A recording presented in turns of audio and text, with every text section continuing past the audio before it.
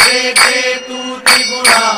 सर्वसाध्या तुझला म्हणती जन सगुणा दिसती जगतव अंगी म्हणी म्हणजे विगुणा जाणून योगी मुनिजन जाणती याची खुणा जय देवी जय चित सुख सदने जय करवीर निवासिनी कमले शशिवदने जय देवी फिरती रवि शशि गगनी करी अंबुद वृष्टि तुझे आके निर्मित कमलोद्भव सृष्टि कमलाकर हर वांछित त्वत्करुणा दृष्टि त्वत्कर लेखन हरिहर विदिता अदृष्टि जय देवी मस्तकी लिंग महीधर हस्तकी दिव्य गदा एकक हाटक पात्रक मातुलिंग सदा दिलसे श्रीमुख सुंदर पाहता मोद मदा वायुनिधे सुख शाश्वत भव भय नाही कदा जय देवी व्युत्पत्ति गर्भ विसर्जनी तत्पद जे ध्याती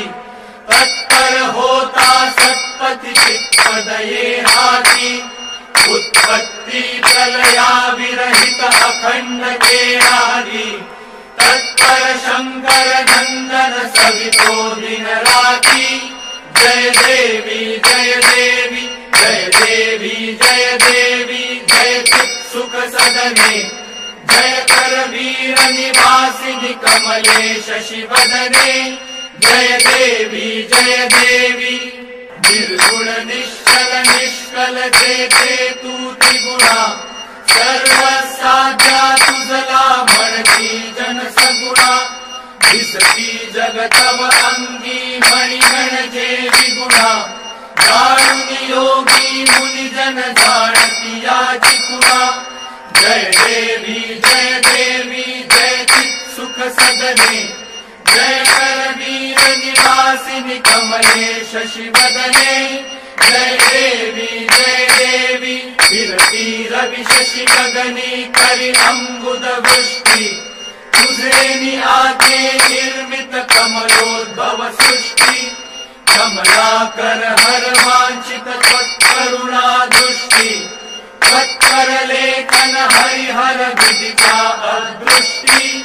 जय देवी मस्तकी लिंग महीधर हस्तकी दिव्य गदा